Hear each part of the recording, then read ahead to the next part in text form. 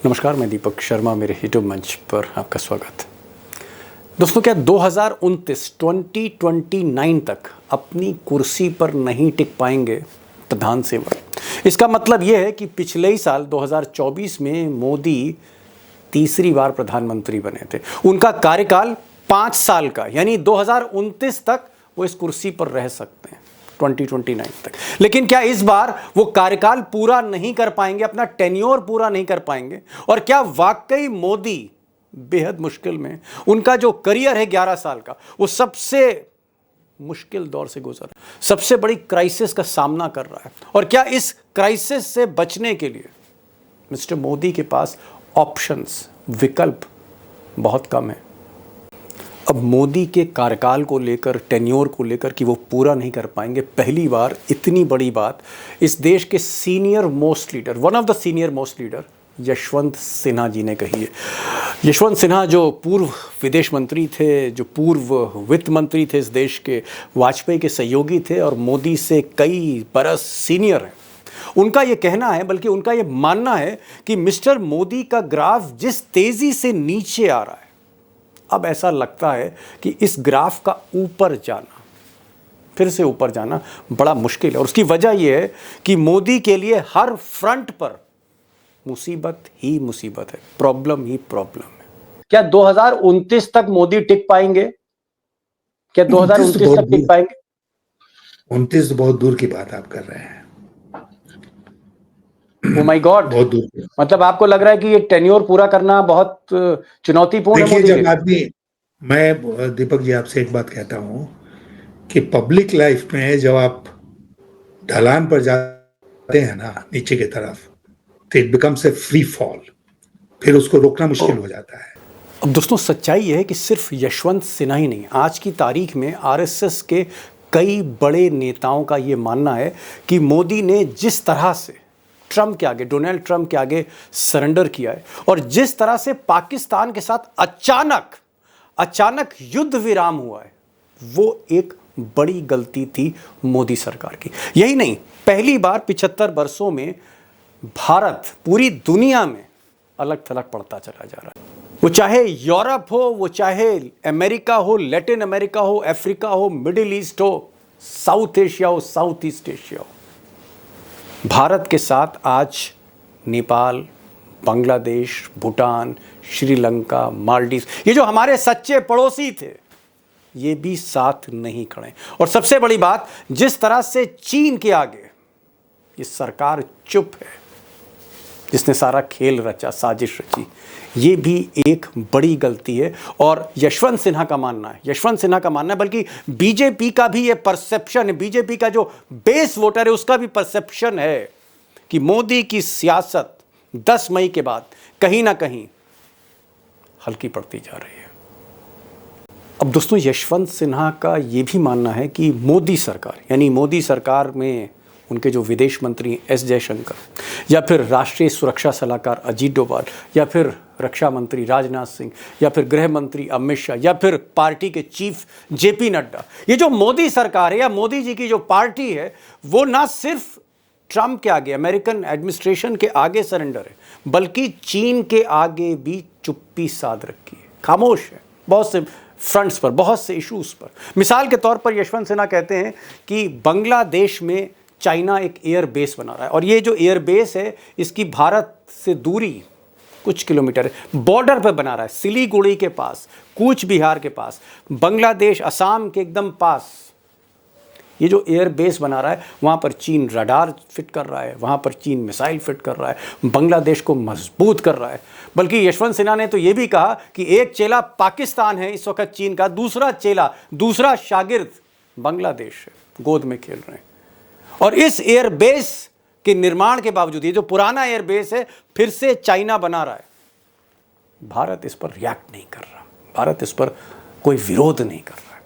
और देश के इस पूर्व विदेश मंत्री का ये भी मानना है कि मिस्टर मोदी और उनकी गोदी मीडिया ने जिस तरह से दुनिया के सामने पिछले 11 साल से एक ताना बाना बुना था कि मोदी दुनिया के सुपर लीडर हैं, विश्व गुरु हैं, कहीं ना कहीं ट्रंप ने खासकर पिछले 2-3 महीनों में, और चीन ने, जिस तरह से चीन ने पाकिस्तान का साथ दिया, भारत की घेराबंदी करी और युद्ध विराम की जो स्थितियां आई, चीन ने और अमेरिका ने वो जो सुपर लीडर की छवि है मोदी जी की, उसको ध्वस्त किया है, कहीं ना कहीं बहुत बड़ा डेंट दिया उस इमेज पर। दोस्तों, इस इंटरव्यू की शुरुआत में यशवंत सिन्हा साहब ने भारत सरकार या मोदी सरकार से जो गलतियां हुई, जो खामियां थी, जो चूक थी, उन पर फोकस किया है। उसमें आप पाकिस्तान, अमेरिका और चीन का भी जिक्र, चीन की साजिश की परतें भी खोली हैं। लेकिन इंटरव्यू के आखिरी हिस्से में यशवंत सिन्हा ने मोदी जी की परतें एक एक करके खोली, उनकी जो कमज़ोरियाँ, एक तरह का आप कह सकते हैं प्राइम मिनिस्टर का पूरे तौर पर डाइसेक्शन किया उन्होंने। एक एक कमज़ोरी, एक एक गलतियों को उन्होंने तर्क और रैशनल के साथ बताया है। समझने की कोशिश करिएगा। और एक चीज़ मैं और कह रहा हूँ कि इस इंटरव्यू को ध्यान से देखिएगा। ध्यान से इसलिए क्योंकि यशवंत सिन्हा जैसा एक इंटेलिजेंट, एक जीनियस, एक बोल्ड, दिलेर नेता आज के इस दौर में रेयर, बहुत मुश्किल है। इंटेलिजेंट भी हो, जीनियस भी हो, राजनीति में एक्सपीरियंस भी हो, खुलकर बोलता भी हो, बीजेपी का हो, वाजपेयी के साथ काम किया हो और मोदी का सीनियर हो, बड़ा रेयर कॉम्बिनेशन है। सुनिएगा, बहुत सी परतें आपके सामने, आंखों के सामने खुलेंगी। सिन्हा साहब, मैं क्योंकि आपसे ज़्यादा रेलिवेंट, आपसे बेहतर कोई एक्सपर्ट नहीं हो सकता। आप बीजेपी में रहे, आप नरेंद्र मोदी के सीनियर थे, आप वाजपेयी सरकार में आप विदेश मंत्री थे, आप वित्त मंत्री थे, आपके सामने जो है कारगिल युद्ध हुआ, उस वक्त आप कैबिनेट कमेटी ऑन सिक्योरिटी उसके आप सदस्य थे, तो कारगिल वार को आपने देखा। क्या आपको लगता है कि मोदी सरकार, उनके विदेश मंत्री, उनके रक्षा मंत्री, उनके राष्ट्रीय सलाहकार अजीत डोभाल, मोदी की जो टीम है, कहीं ना कहीं वो चाइना के प्लान को नहीं समझ पाई? क्या उनको ऐसी कोई उम्मीद नहीं थी कि चाइना सीधे तौर पर पाकिस्तान के साथ खड़ा हो जाएगा? बल्कि मैं तो ये कह रहा हूं कि ये युद्ध पाकिस्तान से नहीं, चीन से लड़ा गया, पाकिस्तान सिर्फ मुखौटा था। क्या मोदी और मोदी के जो एडवाइजर हैं, ये उनका फेलियर है? ये बिल्कुल उनका फेलियर है। आप छोड़ दीजिए बात जिनका आपने जिक्र किया, विदेश मंत्री और राष्ट्रीय सुरक्षा सलाहकार इत्यादि। आप किसी क्लास 5 के स्टूडेंट से पूछते हैं कि भाई इस तरह की परिस्थिति बनेगी तो क्या चीन पाकिस्तान के साथ खड़ा हो जाएगा पूरी तरह से, तो उस छात्र या छात्रा की यही ये जवाब होता कि हाँ, चीन खड़ा होगा। ये तो बिल्कुल स्पष्ट है। हमने और मतलब मोदी जी ने बहुत कोशिश की चीन को कल्टीवेट करने की। आप जानते हैं, जी, एज चीफ मिनिस्टर मध्य गुजरात वो चीन गए, एज प्राइम मिनिस्टर वो चीन गए, चीन के राष्ट्रपति प्रेसिडेंट शी को उन्होंने यहाँ बुलाया, ये सब कुछ हुआ, लेकिन इसका जीरो असर पड़ा। भारत और चीन के संबंधों पर इसका जीरो असर पड़ा। जहां तक चीन और पाकिस्तान के संबंधों का असर है, वो और प्रगाढ़ हुए और हम तुर्की को और अजरबैजान को कोसते रहे हैं, लेकिन चीन का हम जिक्र भी नहीं कर रहे हैं। भारत सरकार का कोई भी मिनिस्टर या प्रधानमंत्री जी स्वयं चीन का तो जिक्र कर ही नहीं रहे हैं कहीं पर। जी, तो इसका मतलब तो एक स्पष्ट कि चीन से हम इतने इतने खौफ में हैं कि हम चीन का नाम तक नहीं लेना चाहते हैं। जी, अदावत दिखाई, शत्रुता दिखाई जब पाकिस्तान के साथ हमारा कॉन्फ्लिक्ट हुआ तब। जी। सर, आप कारगिल युद्ध जब हुआ 99 में, उस वक़्त पाकिस्तान और हमारा भारत का वो भी एक बहुत ही ज़बरदस्त युद्ध था जिसको हमने जीता। उस वक़्त आप कैबिनेट मिनिस्टर थे और उस वक़्त जो सिक्योरिटी की कमेटी थी कैबिनेट की, उसके आप सदस्य थे, 4 लोग थे। जॉर्ज फर्नांडिस थे, लाल कृष्ण आडवाणी थे, आप थे और जसवंत सिंह थे। 4 लोग थे और उसकी अध्यक्षता अटल बिहारी वाजपेयी कर रहे थे। तब क्या आप लोगों को डर लग रहा था, आशंका थी कि चीन पीछे से आ जाएगा पाकिस्तान के साथ? और क्या चीन नहीं आया? क्या आपने उसको टैकल किया? क्या वजह थी कि 99 में चीन साथ नहीं आया और अब आ गया? देखिए, हमने कारगिल का युद्ध जो लड़ा भारत ने, तो कुछ तैयारी के साथ लड़ा। कारगिल में घुसपैठ हुआ, ये सूचना, हाँ, ये सूचना ही हम लोगों ने लगभग 8 हफ्ते का टाइम लिया, और तब उसके बाद वो जो मिलिट्री एक्शन था कारगिल में वो हुआ। और फिर एक जिम्मेदारी के साथ हम लोगों ने उसमें बिहेव किया कि भाई हमारी भूमि में ये लोग घुस आए हैं, इनको हम बाहर भगाएंगे।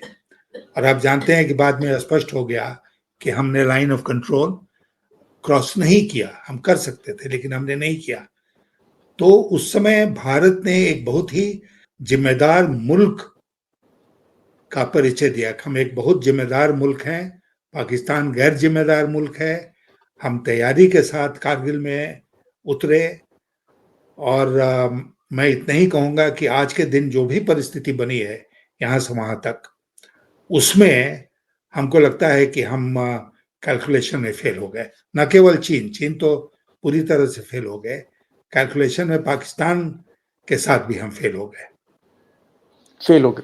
एक चीज सर, मैं, क्योंकि आप एक ऐसे अद्भुत नेता हैं आज की तारीख में, उस दौर में, जो विदेश मंत्री भी रहे और वित्त मंत्री भी रहे, तो चाइना का तो मैं आपको एक्सपर्ट मान ही रहा हूं। मैं ये जानना चाह रहा हूं कि चाइना हथियार दे रहा है पाकिस्तान को, सैटेलाइट का पूरा एक्सेस दे रहा है, डेटा सप्लाई कर रहा है। चाइना के जो एयरफोर्स के ऑफिसर्स हैं, ऐसी खबरें आ रही कि वो ट्रेनिंग दे रहे हैं वहां पर। चाइना ने अपनी PL-15 मिसाइल दे दी, बड़ी आधुनिक मिसाइल है। चाइना ने अपने आधुनिक विमान J-17, J-10C और अब J-35 देने जा रहा है, वो अगस्त में उसका करार हो गया है। चाइना में तमाम जो है पाकिस्तान के एयरफोर्स के, आर्मी के ऑफिसर्स वहां पर तैनात हैं, डिप्लॉयड है। तो पाकिस्तान और चाइना की जो एयरफोर्स आर्मी इंटीग्रेटेड हो गई, वो आप सोच लीजिए कि दो जिस्म एक जान है। क्या आपको लगता है कि एक तरफ चाइना दुश्मन की तरह खड़े है, दूसरी तरफ हम चाइना से दवा का जो है फार्मास्यूटिकल में मदद ले रहे हैं? बिना चाइना के हम दवा नहीं बना सकते, बिना चाइना के हम फोन नहीं बना सकते, बिना चाइना के हम इलेक्ट्रॉनिक गुड्स नहीं बना सकते, बिना चाइना के हमारा हार्डवेयर जो है वो जो है अधूरा है, बिना चाइना के हमारी केमिकल और जो है फर्टिलाइजर इंडस्ट्री अधूरी।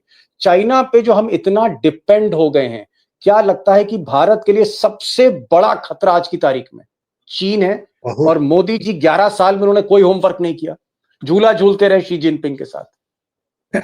बहुत बड़ा स्ट्रेटेजिक मिस्टेक, गलती हम लोगों ने चीन के जी साथ डील करने में की। और ये होता है ना, कल के आपने ये देखा होगा कि फिल्मों में अदरवाइज वो कहते हैं कि पहले हमारे शागिर्द से लड़ लो। तो ओके। शागिर्द को उन्होंने बहुत ट्रेनिंग और देकर तैयार किया है। बोलते हैं हमसे क्या लड़ोगे, पहले इससे निपटो पहले हमारे चेले और से हम निपटो। हमारे चेले से निपटो। तो चीन ने ये चेला पाल पोस के बड़ा किया है पाकिस्तान को, और आज से नहीं, कई वर्षों से, दशकों से बल्कि। और ये सूट करता है चीन को कि भाई हम तो बहुत महान हैं, हम तो अमेरिका के साथ टक्कर ले रहे हैं, तुम किस खेत की मूली हो, तुम तो पहले पाकिस्तान से ज्यादा इधर उधर करोगे तो पाकिस्तान से तुमको निपटना होगा। तो ये जो एक स्ट्रेटेजिक अलायंस बन गया है चीन का हमारे सब कॉन्टिनेंट में, और पाकिस्तान तो खुलकर चीन के साथ है, लेकिन अभी जी अगर हम देखें तो हमारे पास पड़ोस में चीन का जो दखल है। प्रभाव बढ़ता जाए, चाहे वो बांग्लादेश हो, चाहे वो श्रीलंका हो, चाहे वो मालदीव्स हो, चाहे वो आ, पाकिस्तान तो नेपाल है हो। ही है, नेपाल हो। नेपाल भूटान। तो हाँ, ये सब देखिए, इसमें क्या है ना कि वो जो एक था बहुत पुरानी नीति चीन की कि इंडिया को एनसर्किल कर लो चारों तरफ से, तो उस नीति पर चीन काम करता रहा। और हमको जो काउंटर करना चाहिए था वो हमने उसको काउंटर नहीं किया। अब आपने जिक्र किया ना कि चीन एक स्ट्रेटेजिक बेस बना रहा है, बिल्कुल चिकन बांग्लादेश में। नेक के। जी हाँ, बांग्लादेश में। बांग्लादेश में सिलीगुड़ी, कूच बिहार, यानी पश्चिम बंगाल के बॉर्डर पर एयर बेस बना रहा है। और जो खबरें आ रही हैं, वहां पर रडार लगा रहा है, मिसाइल दे रहा है, बांग्लादेश को पूरी तरह से वो इक्विप कर रहा है मिलिट्री वेपन से। वो दूसरा शागिर्द तैयार कर रहा है बांग्लादेश के साथ। किसी जमाने में हमारे बहुत मधुर संबंध थे, अब ये यूनुस को आने के बाद से वो संबंध गड़बड़ाए हैं। और हम उसको मैनेज नहीं कर पाए, और इसलिए एक परिस्थिति बांग्लादेश में पैदा हो रही है, और बांग्लादेश और पाकिस्तान पास आ रहे हैं। भारत से दूर जा रहा है बांग्लादेश, और पाकिस्तान के नजदीक जा रहा है। चीन जो है इन दोनों शागिर्दों को आगे कर रहा है और उनको हथियारों से लैस कर रहा है, बेस बना रहा है, और भारत के लिए आने वाले दिनों में मुसीबत खड़ा करने का पूरा प्लान उसका तैयार है। जी, एक सवाल सर आपसे और पूछना चाहूँगा, मुझे लगा कि आप एक मुफ़ीद एक्सपर्ट हैं जिनसे सवाल पूछना चाहिए। मैं चीन के अखबार देख रहा था, उनका जो ग्लोबल टाइम्स है, फिर उनका फ़िनिक्स टेलीविज़न नेटवर्क है, उनका जो है साउथ चाइना मॉर्निंग पोस्ट है। ये जितने अखबार हैं जो अंग्रेज़ी में छपते हैं, ये कभी-कभी मतलब हमारे यहाँ हिंदू-मुसलमान के झगड़े हैं, इनके यहाँ हेडलाइन छपते हैं। हमारे यहाँ जातीय सेंसस होता है, जाति जनगणना होती है, तो ये कास्ट कॉन्फ्लिक्ट की बात करते हैं कि भारत में तो कास्ट कॉन्फ्लिक्ट है, भारत में तो हिंदू-मुसलमान जो है, वो एक साथ बैठ नहीं सकते। इस तरह का एजेंडा चीन क्यों सेट कर रहा है? हमारी जातीय जनगणना को लेकर, हिंदू-मुस्लिम, कम्युनल और कास्ट का जो कॉन्फ्लिक्ट है, उसको चाइना इतना बढ़ा-चढ़ा के क्यों मतलब अपने अखबारों में दुनिया को बता रहा है? उसके पीछे क्या मोटिव लगता है आपको? नहीं, मोटिव यही लगता है कि भारत अपनी कमजोरी व्यक्त कर रहा है। जब हम कम्युनलिज्म और कास्टिज्म में पढ़ते हैं, तो हमारे समाज की जो कमजोरी है उसको हम उजागर कर रहे हैं, और चीन दुनिया के सामने और अपने देश के लोगों के सामने इसको रख रहा है कि भारत इतना उलझा हुआ है जो डोमेस्टिक घरेलू हमारे कॉन्फ्लिक्ट्स हैं, कि वो दुनिया के किसी और देश का क्या मुकाबला करेगा, और खास करके चीन का क्या मुकाबला करेगा। क्योंकि अगर आप देखें शुरू से कम पिछला इतिहास अगर हम ना भी देखें, लेकिन पिछले 11 साल जब से मोदी जी आए हैं, उस समय का इतिहास अगर उठाकर देखें, तो हमें लगता है ना कि Modi ji went out of his way कि चीन को हम खुश करके रखें, चीन को हम अपने पाले में रखें, किसी तरह भी चीन के साथ हमारी दोस्ती बरकरार रहे, जो भी उसके पीछे की सोच हो। लेकिन वो भूल गए सभ्यताओं का एक कॉन्फ्लिक्ट है इतिहास में। तो हमको शुरू से समझना चाहिए था कि चीन कभी भी भारत का दोस्त नहीं हो सकता है। इसके लिए हमको जी। सिर्फ 1962 वॉर को याद करने की जरूरत नहीं है। पूरे इतिहास को अगर उठाकर आप देखें, तो जितने सिविलाइजेशनल लिंक हमारे थे चीन के साथ बौद्ध धर्म को लेकर, उसके बावजूद चीन कभी भी भारत का मित्र नहीं रहा। और इसलिए आप मित्रता का हाथ बढ़ाइए, लेकिन कम से कम ये इंश्योर कीजिए कि हम खुद अपने झांसे में नहीं पड़ जाएंगे। जो हम दूसरे के सामने प्रचार कर रहे हैं, उस प्रचार के शिकार हम खुद नहीं बन जाएंगे। हमको लगता है कि पिछले 11 साल में मोदी जी ने जो प्रचार कराया, और मोदी जी जब भी जाएंगे तो ये युग जो उनका है वो इसी के लिए याद किया जाएगा कि वो सबसे ज्यादा बृहत प्रचार का युग था। तो वो प्रचार के स्वयं शिकार हो गए, जो प्रोपेगेंडा करते थे उसके स्वयं वो शिकार हो गए। इसलिए चीन के साथ डील करने में गलती हमने की, पाकिस्तान के साथ डील करने में गलती हमने की, आसपास के पड़ोसी देशों के साथ डील करने में हमने गलती की, और सबसे बड़ी भूल हमने की कि ट्रंप को हमने अपना दोस्त समझा। आपने ट्रंप की बात छेड़ी।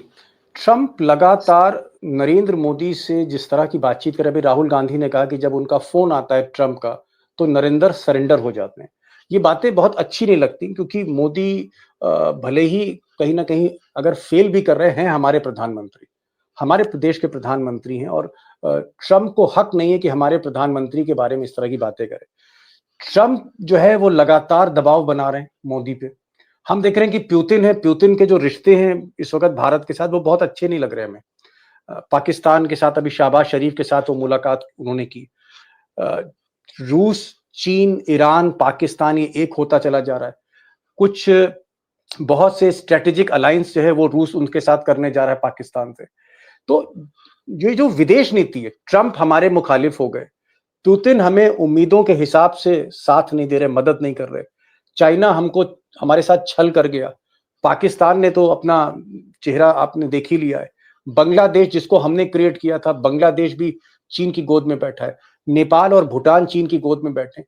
ये क्या हो गया? मोदी जी की क्या जो विश्व गुरु की नीति थी 100% फ्लॉप हो गए मोदी जी, या उनके जो सलाहकार हैं उन्होंने डुबो दिया मोदी जी को? मोदी जी 80 या 90 देशों में गए जी, और इतने 11 वर्षों में जाकर कोई शायद महत्वपूर्ण नेता नहीं है विदेश में जिसको मोदी जी ने अपने आलिंगन में नहीं लिया, उसको हग नहीं किया।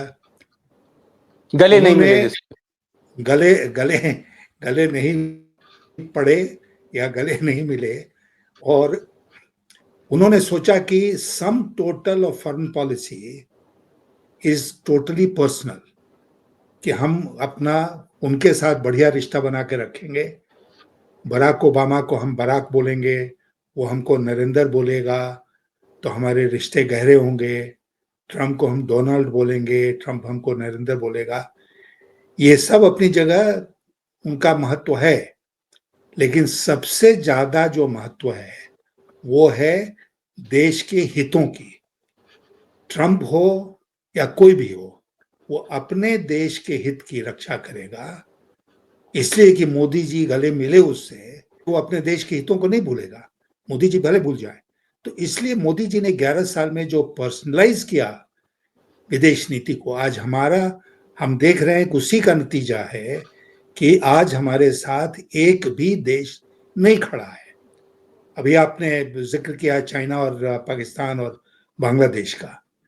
सिक्योरिटी काउंसिल में क्या हो रहा है? पाकिस्तान क्या दुनिया में अलग थलग पड़ गया? हमको तो लगता है कि भारत अलग थलग पड़ गया है और पाकिस्तान के बल्ले बल्ले हैं। सिक्योरिटी काउंसिल में एंटी टेरर की जो कमेटी है उसका अध्यक्ष उपाध्यक्ष बन गया। तालिबान की कमेटी का भी कुछ वो यही हुआ हश्र। तो अंतर्राष्ट्रीय स्तर पर ऑपरेशन सिंदूर जो था, और इतने हमारे डेलीगेशंस बाहर गए पार्लियामेंटेरियंस के, सब कुछ होने के बाद भी एक भी देश यूनाइटेड नेशंस में आज हमारे साथ नहीं खड़ा है। तो जी, हम क्यों अलग थलग पड़ गए? इसलिए हम जी, अलग थलग पड़ गए कि हमको अपने देश की के हितों की जो रक्षा करनी चाहिए थी वो 11 साल में हमने नहीं की, और जनता को, हमने देश की जनता को भुलावे में रखा कि हमारे विदेशों में डंका बज रहा है, और खूब जी, प्रचार उसका हो विदेशों में डंका। अब वो कहाँ है डंका? जी। नहीं, नहीं, बात एकदम सही है दोस्तों। सिन्हा साहब ने जो कहा, पूर्व विदेश मंत्री, उन्होंने कहा कि भाई चीन से हम के छल को नहीं समझ पाए। मोदी जी जो है वो पर्सनल लेवल पे संबंध बनाते रहे, चाहे वो पुतिन हो, चाहे वो बराक ओबामा पहले हों या अब ट्रंप हो या बाइडेन हो। वो पर्सनल लेवल के संबंध जो हैं वो फॉरेन पॉलिसी में नहीं चलते हैं। आपको देश हित को आगे रखना चाहिए, ना कि आप सिर्फ चाय पे चर्चा कर रहे हैं या चाय पी रहे हैं या झप्पी ले रहे हैं या आप गले मिल रहे हैं, उससे कुछ नहीं होने वाला है, और सिर्फ सेल्फी और फोटो से कुछ नहीं होने वाला है। एक सवाल मैं थोड़ा राजनीति पे लौटना चाह रहा हूँ। आप बीजेपी के one of the senior most leader रहे, और आज की तारीख में हिंदुस्तान के सबसे एक्टिव और सबसे सीनियर मोस्ट आप लीडर हैं। मुझे लगता है आप और शरद पवार। मैं एक चीज जानना चाह रहा हूं कि मोदी जी पिछले 10 दिन से मैं देख रहा हूं कि जिस वक्त आपको चाइना के क्राइसिस को टैकल करना है, आपको टैरिफ को टैकल करना है, आप लगातार, मोदी जी 2 दिन गुजरात में, 2 दिन बिहार में, फिर बंगाल में रैली कर रहे हैं, फिर कानपुर में रैली कर रहे हैं, फिर भोपाल में रैली कर रहे हैं। एक से बढ़कर एक डायलॉग कर रहे हैं कि मेरी रगों में खून नहीं, गरम सिंदूर है। कभी कुछ कहते हैं, कभी कहते हैं गोली का जवाब गोले से दूंगा।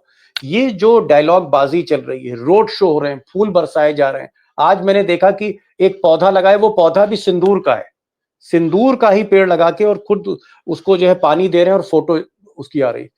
मोदी क्या ऑपरेशन सिंदूर पे राजनीति कर रहे हैं, और उनको लग रहा है कि जो चुनाव होने जा रहे हैं बिहार में, ऑपरेशन सिंदूर से वो जीत जाएंगे, या यहां पर भी वो गलती कर रहे हैं?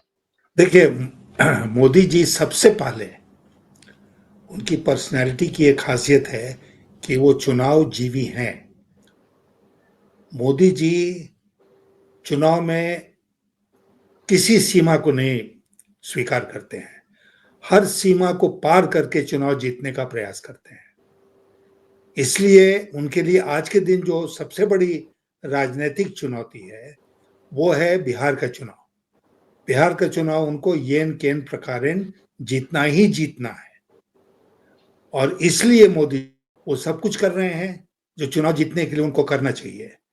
और हमको लगता है कि मिसकैलकुलेशन इसमें इसलिए हुआ कि उन्होंने सोचा कि हम ऑपरेशन सिंदूर करेंगे और 2-3 दिन में ये सब कुछ खत्म हो जाएगा और हम विजयी होके विजय का सेहरा बांधकर बिहार के चुनाव में उतरेंगे, और जैसे 2019 में हुआ पुलवामा, बालाकोट और इसका, उसी तरह इसका पूरा पूरा लाभ उठाएंगे। दुर्भाग्य से सेना की सफलता के बावजूद डिप्लोमेसी में हम पूरी तरह फेल हो गए, और इसीलिए आज अंतर्राष्ट्रीय स्तर पर हमारे साथ कोई खड़ा नहीं है। ये जो है, ये बात जो है, ये गोदी मीडिया के बावजूद ये देश के लोगों के बीच में ये बात फैल गई है। और मैं आपको सचमुच बताऊं कि मुझसे जितने लोग मिलने आए हैं हाल के दिनों में, सबने यही कहा है कि भाई क्या हो गया, ये क्या हो गया, हमने सीज फायर क्यों स्वीकार किया? सब कुछ ठीक ठाक चल रहा था तो सीज फायर हमने क्यों स्वीकार किया? जी पाकिस्तान ने कहा, अपने भारत की तरफ से ये कहा गया कि पाकिस्तान ने कहा कि भाई सीज फायर करो, हमने स्वीकार कर लिया। इतने हम भोले हैं कि भाई हमको तो सीज फायर के टर्म्स हमको निर्धारित करने थे। लड़ाई शुरू हुई थी पहलगाम से, लड़ाई शुरू हुई थी क्रॉस बॉर्डर टेररिज्म से। तो क्रॉस बॉर्डर टेररिज्म को लेकर क्या हमने पाकिस्तान से कोई एश्योरेंस लिया है? क्या पाकिस्तान में लिखित या ओरल कोई हमको ये एश्योरेंस दिया है कि अब अपनी भूमि का इस्तेमाल हम नहीं करने देंगे आतंकवाद के लिए भारत के खिलाफ? ऐसा हुआ है क्या? मेरी जानकारी में तो नहीं हुआ है। तो नहीं हुआ तो हमको मिला क्या? ठिकाने ठिकाने नष्ट कर दिए, वो ठिकाने फिर बन जाएंगे। जो हमने उनके टेररिस्ट को मारा, वो टेररिस्ट फिर रिक्रूट हो जाएंगे। कौन सा परमानेंट समझौता हुआ भारत और पाकिस्तान के बीच में जिसके आधार पर हमने सीज फायर कर लिया? जी, लास्ट क्वेश्चन सर, आपने कहा कि नरेंद्र मोदी जो हैं वो दुनिया में अलग थलग पड़ गए हैं और आज की तारीख में कोई भी देश जो है वो भारत के साथ खड़ा नहीं दिखता और इसीलिए शायद वो विपक्ष के सांसदों को उन्होंने बाहर भेजा। ट्रम्प अपमान कर रहे हैं, शी जिनपिंग ने छल कर दिया, पुतिन ने दूरियां बना ली, यूरोप खासकर फ्रांस जिसने राफेल दिए, हमने खरबों रुपए दिए, टैक्स पेयर मनी दिया, फ्रांस भी चुप है। किसी देश ने, यहाँ तक कि नेपाल और श्रीलंका और भूटान ने भी हमारा 2 कदम साथ चल के साथ नहीं दिया। क्या आपको लगता है राजनीति में भी मोदी जी का यही अब हाल हो रहा है? वो आरएसएस में अलग थलग पड़ रहे हैं और कहीं ना कहीं राजनीति में आज की तारीख में मोदी उनका जो मयार है, उनका जो लोकप्रियता है, क्या काफी नीचे आ चुकी है? जहां 2014 में खड़े थे और आज 2025 में बहुत फर्क है। क्या मोदी का गेम ओवर होते हुए आपको दिख रहा है आने वाले समय में? को ये दिख रहा है कि मोदी जी की छवि, जो उन्होंने एक कृत्रिम छवि बनाई थी पिछले 11 सालों में गोदी मीडिया की मदद से, वो छवि इस पूरे प्रकरण में धाराशायी हो गई। अब आप किसी से जाकर पूछिए तो कोई नहीं सहमत होगा इस बात से कि मोदी जी का सीना सचमुच में 56 इंच का है। उनकी छवि को बहुत बड़ा धक्का इसमें लगा है। इसका बहुत बड़ा जो एक प्रमाण है आंतरिक भारत के अंदर और पार्टी और संघ, जो आप बोल रहे हैं बीजेपी और संघ के भीतर, जो अपना अध्यक्ष भी नहीं चुन पा रहे हैं। भारतीय जनता पार्टी का अध्यक्ष क्यों नहीं चुना जा रहा है? क्योंकि सहमति नहीं बन रही है। सहमति क्यों नहीं बन रही है? कि मोदी जिसको चाहते हैं, जाहिर है कि संघ उसको नहीं चाहता है, तो मोदी जी की बात क्यों नहीं चल रही है इसमें? मोदी जी तो हुक्म चलाते, एक मीटिंग होती जिसमें तय हो जाता कि यह आदमी भारतीय जनता पार्टी का अध्यक्ष बनेगा। नहीं ना, ऐसा हो रहा है। तो इसलिए मोदी जी कमजोर हुए हैं। मोदी जी की छवि को बहुत घातक धक्का लगा है और मुझे कहने में कोई संकोच नहीं हो रहा है कि this is the beginning of the end. जी, दिस ये इज अंत की शुरुआत this is the beginning of the end. ये अंत का, ये कह रहे हैं, शुरुआत हो रहा, आरंभ हो रहा है। और एक बड़ी बात यशवंत सिन्हा साहब ने कही, बीजेपी के सीनियर मोस्ट लीडर रहे और मोदी से काफी सीनियर, विदेश मंत्री, वित्त मंत्री, वाजपेयी जी के सहयोगी। इनका ये कहना है कि आरएसएस और बीजेपी में भी कहीं ना कहीं टकराव की स्थिति। मोदी जी ना सिर्फ विदेश नीति में दुनिया में अलग थलग पड़ रहे हैं, भारत की राजनीति में भी वही हाल है। और कहीं ना कहीं उनकी जो छवि थी, जो 2014 में जो छवि मोदी जी ने क्रिएट की थी, जो ऑरा बनाया था आभा मंडल, वो आभा मंडल ध्वस्त होता हुआ दिख रहा है। एक और बड़ी बात इन्होंने कही कि ऐसा लगता है कि मोदी जी अब जो उन्होंने कहा बिगिनिंग ऑफ द एंड, कि कहीं ना कहीं अब गेम ओवर होते हुए दिख रहे हैं। एक छोटा सा एक टिप्पणी आपसे लेना चाहूंगा, क्या 2029 तक मोदी टिक पाएंगे? क्या है। 2029 तक टिक पाएंगे? 29 तो बहुत दूर की बात आप कर रहे हैं। Oh my God! बहुत दूर की। मतलब आपको लग रहा है कि ये टेन्योर पूरा करना बहुत चुनौतीपूर्ण है देखिए, मोदी के जब लिए? आदमी, मैं दीपक जी आपसे एक बात कहता हूं कि पब्लिक लाइफ में जब आप ढलान पर जाते हैं ना नीचे की तरफ, तो it becomes a free fall. फिर उसको रोकना ओ, मुश्किल हो जाता है। और सब कुछ इतना जल्दीबाजी में होता है, इतना सडनली होता है कि लोग आश्चर्यचकित रह जाते हैं, ये कैसे हुआ। जी, हमको लगता है कि उस बात की शुरुआत अब हो चुकी है। शुरुआत हो चुकी। और हिस्टोरियंस ने जैसे हुमायूं के लिए कहा कि सीढ़ियों से जब लुढ़के तो लुढ़कते ही चले गए। और ये बता रहे हैं कि एक बार अगर डाउनफॉल हुआ, एक बार जब आप नीचे आते हैं, तो फिर आप नीचे लुढ़कते ही चले जा रहे हैं। और इसका मतलब एक रिकवरी पाथ यशवंत सिन्हा साहब को मोदी जी का नहीं दिख रहा है। बहुत ही कमजोर विकेट पे मोदी आज हैं। एक बड़ा स्टेटमेंट यशवंत सिन्हा ने दिया है कि उन्हें नहीं लगता कि 2029 का जो सफर है वो पूरा कर पाएंगे। इन्होंने एक वर्ड यूज किया कि 2029 अभी बहुत दूर है। सिन्हा साहब, आप आए, बहुत बहुत शुक्रिया, आपने समय दिया और खुलकर बातचीत हुई। Thank you so much for joining this program. Thank you so much sir, thank you so much.